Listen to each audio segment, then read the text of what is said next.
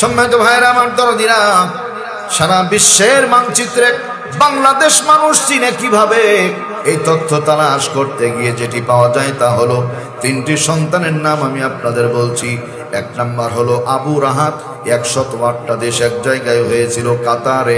সমস্ত দেশের মধ্যে বাংলাদেশ চ্যাম্পিয়ন হয়েছিল, বলেন আলহামদুলিল্লাহ। 2 নাম্বার ছেলেটার নাম হলো সালেহ আহমদ তাকরিম। 117 দেশে এক জায়গায় হয়েছিল। ক্রিকেট তো মাত্র কয়েকটা দেশের সঙ্গে, তাই না? মাত্র কয়েকটা। 117 দেশ এক জায়গায়, সবার পড়া হয়ে গেছে। শেষ পরীক্ষার্থীর নাম হলো সালেহ আহমদ তাকরিম। তেলাওয়াতে যখন টান দিয়েছে, এতই মধু এতই মজা, বিচারক মণ্ডলী ঘোষণা দিল গোটা পৃথিবীতে বাংলাদেশ আবার চ্যাম্পিয়ন হয়ে গেল।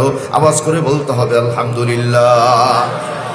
সর্বশেষ 2024 সনে একটা ছেলে, নাম হলো মুআজ মাহমুদ। মুআজ মাহমুদ, দেশের নাম হলো তুরস্ক।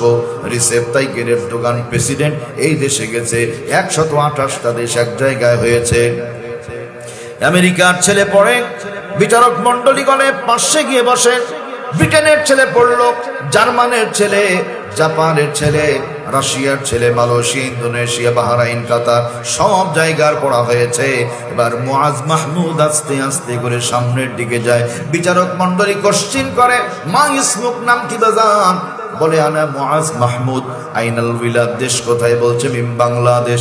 ইকরাউল কোরআন, কোরআনে কারীমের তেলাওয়াত করো। ওই দিন মুআজ মাহমুদ তেলাওয়াত করেছিল, কুল্লু মান আলাইহা ফানি ওয়া ইয়াবকা ওয়াজহু রাব্বিকা যুল জালালি ওয়াল ইকরাম।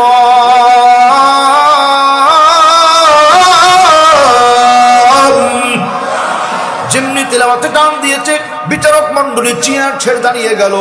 আল্লাহু আকবার, আল্লাহু আকবার, তাকবীর দেওয়া শুরু করলো। বলল আবার 2024 সনে বিশ্বের মানচিত্রে বাংলাদেশ হিফজুল কুরআন প্রতিযোগিতায় বিশ্ব চ্যাম্পিয়ন হয়ে গেল। এটা খুশি হয়ে পড়া যাবে কি আলহামদুলিল্লাহ। ক্রিকেট খেলার কথা শুনে যান। ঢাকা এয়ারপোর্টে আমি বিমানে যাব, কক্সবাজার মাহফিল আছে। যুবকদের দেখি সেজে গুজে বসে আছে, চীনা কঠিন, হিন্দুরা মুসলমান। কাটিং এর তো শেষ নাই।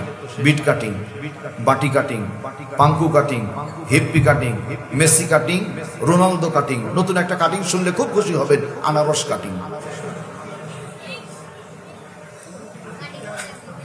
মাথায় হাত দিয়ে বলছে, আল্লাহ, ওয়াজ করলাম টাঙ্গাইলের মধুপুর, আর আনারস আসলে এত দূর রাতারাতি খবর পেলাম না। আল্লাহ, যুবক মুখের দিকে হুজুর যাত্রার মাথায় হাত দেন, আপনারা ভালো মন্দ বুঝেন না। আমি বললাম, দোস্ত আনারস লাড়ছি। বলছে, এটা আনারস না, কাটিং এনে আনারস। এত আয়োজন কিসের? বলছে, বাংলার টাইগাররা বহির বিশ্বেবার বিশ্বকাপ ক্রিকেট খেলতে যাবে, হুজুর দোয়া করেন এবার যেন বিশ্বকাপটা পায়। আমি বললাম যে শরীয়তে বাজি ধরে খেলা মোটেই জায়েজ নয়, সম্পূর্ণ হারাম। শরীর চর্চার জন্য বাজি ছাড়া খেলতে কোনো আপত্তি নাই। এরপরও দেশের নাগরিক একবার দোয়া করে দিলাম, ভাই এবার যেন বিশ্বকাপটা পায়। কয়েকদিন পরে ফিরছি, দেখি যুবকেরা গালে হাত দিয়ে বসে আছে। রাজশাহী চাপাই, স্ত্রী যদি স্বামী মারা যায় কি ধোবা বলে ভাই? বিধবা, মানে ওরা একবারে ডবল বিধবা। এই যে সালাম দিয়ে বলছে, ভাই খেলার খবর কি?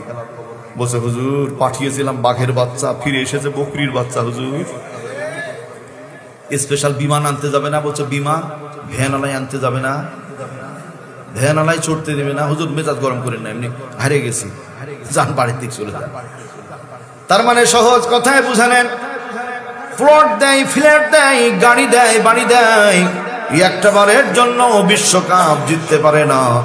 আর আল্লাহর কোরআনের মাদ্রাসার ছাত্রগুলো একটা বারের জন্য পৃথিবীতে হার মানতে জানে না। নবীর আশিক যারা, খুশি হয়ে পড়তে হবে আলহামদুলিল্লাহ। প্রাণ পাখি উড়ে যাবে পিঞ্জর ছেড়ে,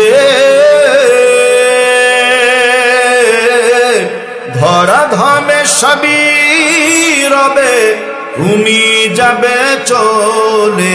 মারহাবা বলেন না। প্রাণ পাখি উড়ে যাবে পিঞ্জর ছেড়ে, ধরা ধামে সবই রবে, তুমি যাবে চলে, বন্ধু বান্ধব যত, মাতা পিতা তারা শত, সকলই হবে তোমার পর। রে মন আমার কেন বাঁধো দালাল ঘর, একদিন মাটির ভেতরে হবে ঘর। রে মন আমার কেন বাঁধো দালাল ঘর।